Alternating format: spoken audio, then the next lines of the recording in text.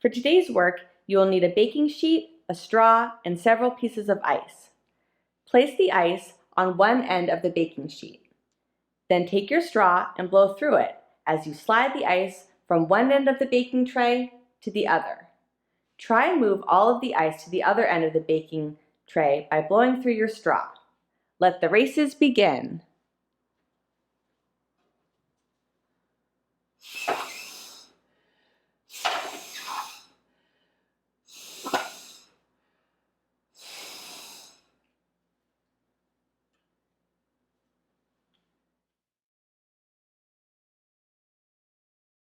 For today's work, you will need an ice cap, which is just a frozen cup of ice with a few drops of blue food coloring, a pipette, some warm water, and an animal figurine.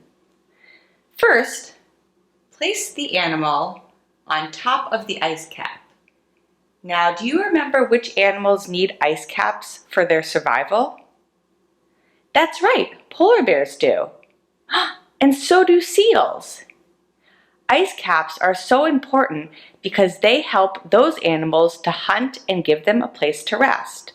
Now, I didn't have a seal or a polar bear, but instead I decided to use the snowy owl. He lives in the Arctic. If you don't have an Arctic animal, any animal will do. So after you place the animal on top of the ice cap, I want you to take some drops of warm water. So that means that you take the pipette and you squeeze the top up here. So squeeze it, then you dump the little tip into the water and you let go. Do you see how the water started to fill up? Now you take the water and you squeeze the top again and drop it onto the ice. Let's try again. Take the pipette, squeeze the top like this, submerge the tip into the water and let go. Look, it filled up. Now bring the pipette back over to the ice cap and squeeze. Do you see what's happening? The ice is starting to melt. How do you think that happened? Do you think it's because of the warm water? So the ice is cold, but the water is warm, which melts the ice. An extension to this work tray would be to add some dice.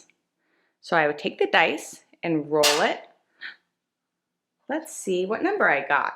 I'm going to count the dots. 1, 2, 3, 4. I got the number 4. So that means that I'm going to take the pipette, squeeze the top until it fills up with water, and I'm going to drop 4 drops of water onto the ice. 1, 2, 3, 4. Look, the ice is starting to melt even more.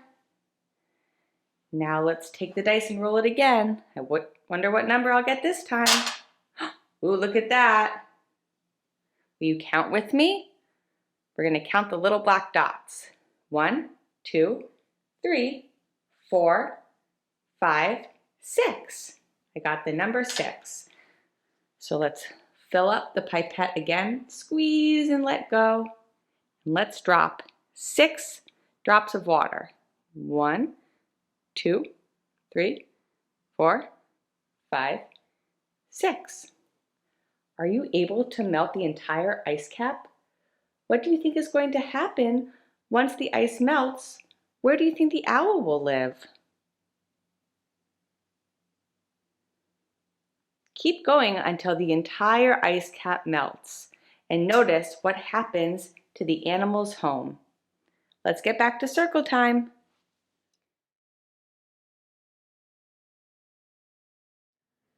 For today's work tray, you will need a pair of gloves or a pair of mittens. Now, I don't have any mittens, but instead, I have these gloves. I know that these are gloves because they have 1, 2, 3, 4, 5 little holes for each of my 5 fingers.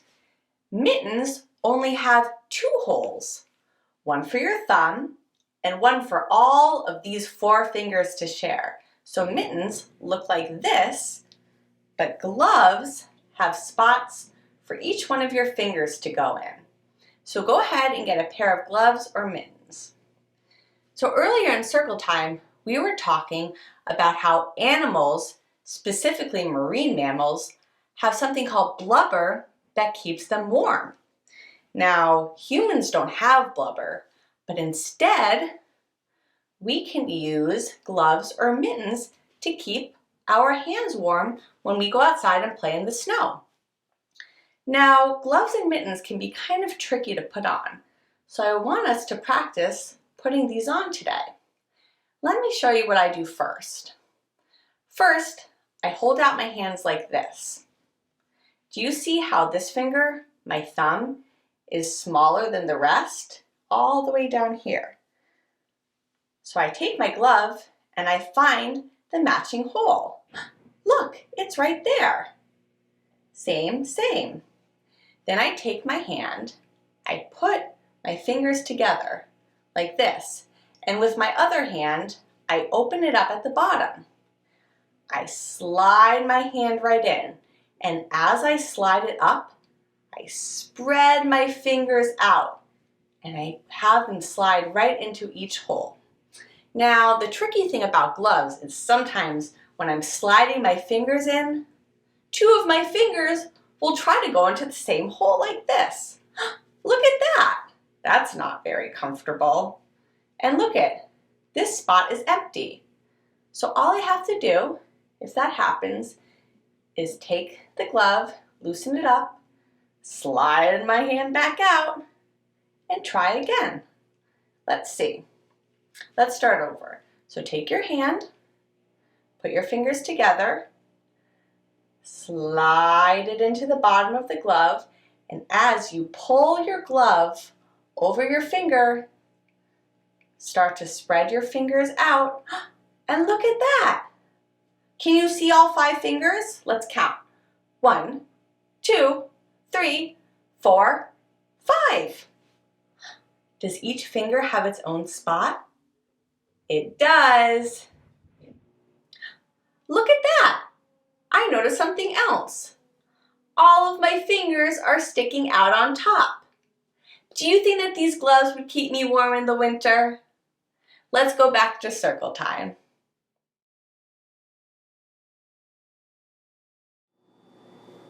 For today's work, you will need some snow and some small cups, spoons, and bowls. Some of you may live in a place that already has snow on the ground, so you can bring that snow inside to work with. If you don't have any snow outside, let's make some instead. In a large bowl, mix together 1/2 cup of conditioner. This conditioner is sticky, so I'm going to use a spoon and scrape it out until it plops right into the bowl. And then you'll need 2 cups of baking soda. Let's count together. Here's 1 cup. And I'm going to pour another cup. Shake it all out.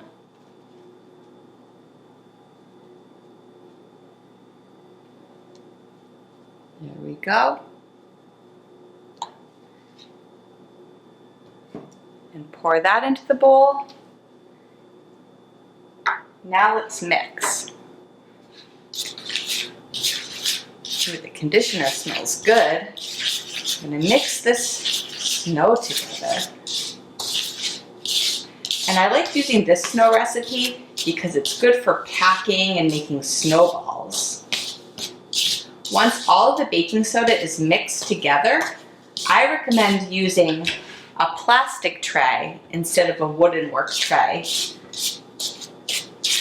And scooping your snow onto your tray so you can start working with it.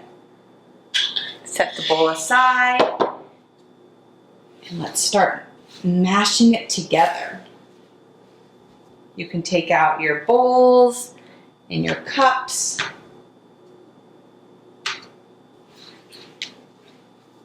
You can form snowballs. And I like adding some Arctic animals, like this snowy owl. And you can make some homes for your animals.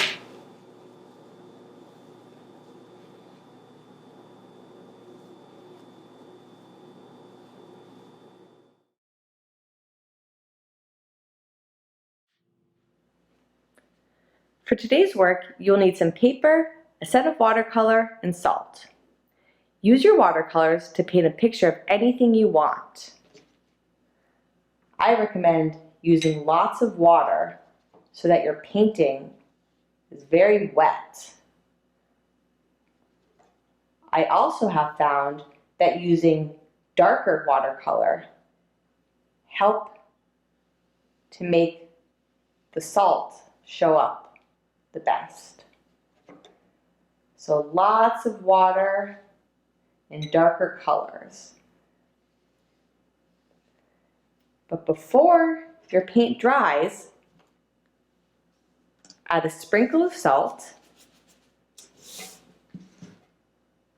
and dust it on top.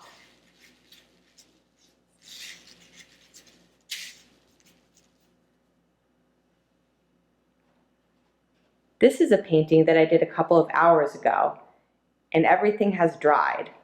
Once your painting is dry, lift it up, give it a quick, gentle little tap like this to remove anything extra, and the salt will come off.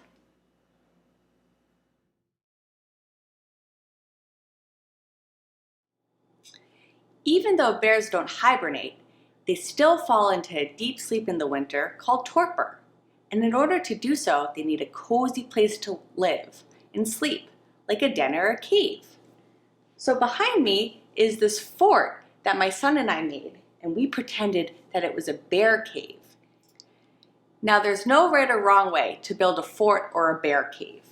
All we used was this little table right here, and we draped this blanket over top to create an entrance.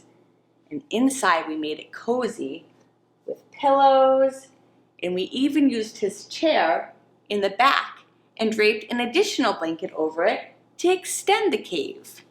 You could use whatever works at your house, tables, chairs, blankets, but just make sure that the inside is nice and cozy for your long winter sleep. Let's get back to circle time.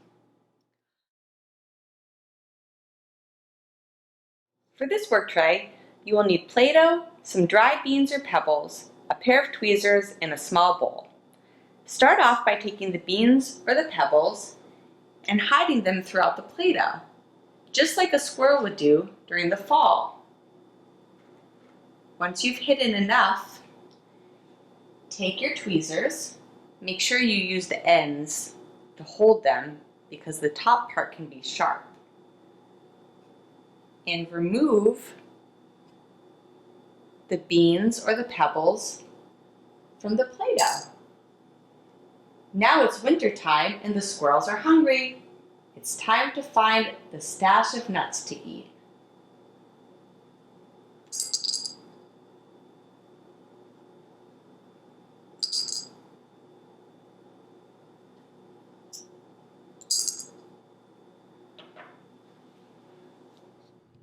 Welcome back to...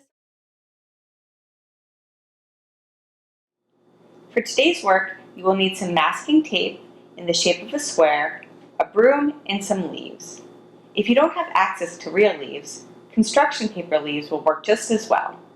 I recommend doing this work on a hard surface, one that is not carpeted. Sprinkle the leaves around the room just like you would find them in the woods during the fall. Then use your broom and sweep them until they are all inside of the square.